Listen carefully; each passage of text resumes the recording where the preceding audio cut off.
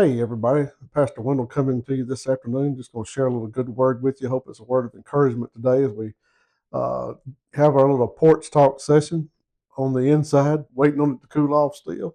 This comes from Genesis 1:29. I believe that if we go to the book of Genesis, all the answers that we need in life were probably given to us in the book of Genesis in the beginning, and how God created everything and the things that God did even when we messed up, that we find all that we need in God in the book of Genesis. But in Genesis 1, verse 29, it says, And God said, Behold, I have given you every herb bearing seed which is upon the face of the earth, and every tree in which is the fruit of a tree yielding seed, to you it shall be for meat. So as we look into Genesis 1:29, we are literally at the threshold of the completed creation that God had in mind, the 6 days and everything that He did, and man being made, and then He gives this instruction to Adam and Eve about His creation and their relationship to the creation.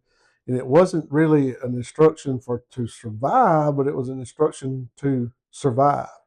I want us to pay attention. God doesn't just give sparingly, but He gives all. He gives anything and everything that we need to thrive, because man wasn't just made to survive at that time, but man was created to thrive at that time, to garden and to till and to work the Garden of Eden before it was even called work. It was just pleasure and enjoyment. And He supplied everything that we needed for that. So in this talk today, I want you to have is from Genesis 1:29, the provision is complete before the need is even felt. We live in a world today that constantly reminds us that we have limits.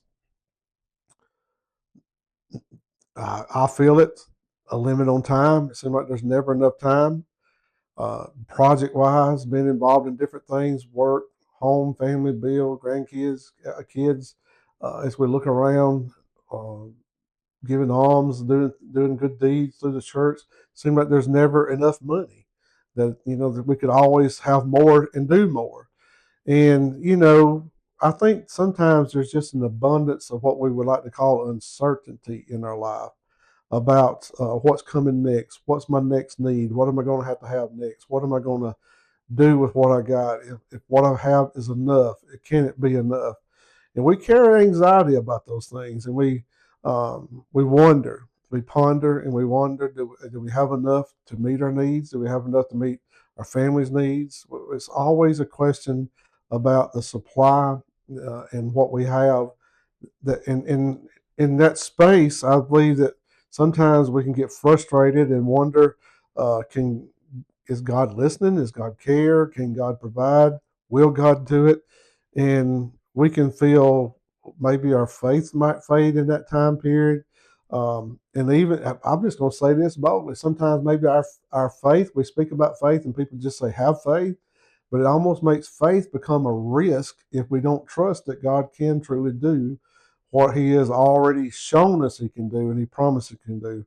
But Genesis 1:29 invites us to step back, to step back, look at the original story, look at the original creation, look at it before anything went wrong, before sin, and that God's first posture toward mankind was provision, not lack, not a withholding, not a testing to see if we can make it on our own, but one of excessive overabundance, provision for everything that they would need, and that everything that He had created was actually for them, and that they had all that they needed, and they could live a joyful and a beneficial and a fruitful life, just like He had commanded them to do. He looked at His people. He made an immediately available abundant supply. It says every. He withheld nothing, every tree from them that they needed to not just be nourished, but to flourish, to do exceedingly and above all that they thought they could have done. I'm inviting you today that we know the fall of man came. We know that man was separated from God. We know that he was kicked out of Eden, that the earth then bore thorns, and that man would have to work for his food, in the sweat of his brow that he would provide for his food. But that doesn't mean that Jesus came for no reason. Jesus came to save us. Jesus came to redeem us, to purchase us, to wash away our sins, to restore a relationship with God. The restored relationship with God is to take us back to the garden, to the Genesis story, where everything that we need, God can supply. We're reminded by Paul in the book of Philippians chapter 4, verse 19, it says, "But my God shall supply all your needs according to his riches in glory by Jesus Christ." Step back to the garden today. Step back to the original. Step back to the blood of Christ. Step back to a relationship with God. By faith, through grace, you have been saved and restored to a right relationship with Jesus Christ by the finished work on the cross. So your provision is given back to us through Jesus Christ, through the work that he did on the cross of Calvary, just for your benefit, so that you don't just survive, but that you thrive again. The thief cometh to kill, steal, and destroy. But Jesus said, I have came to give you life and life abundantly. Hope you have a good day. I hope you understand what I stood here or sat here and shared with you today.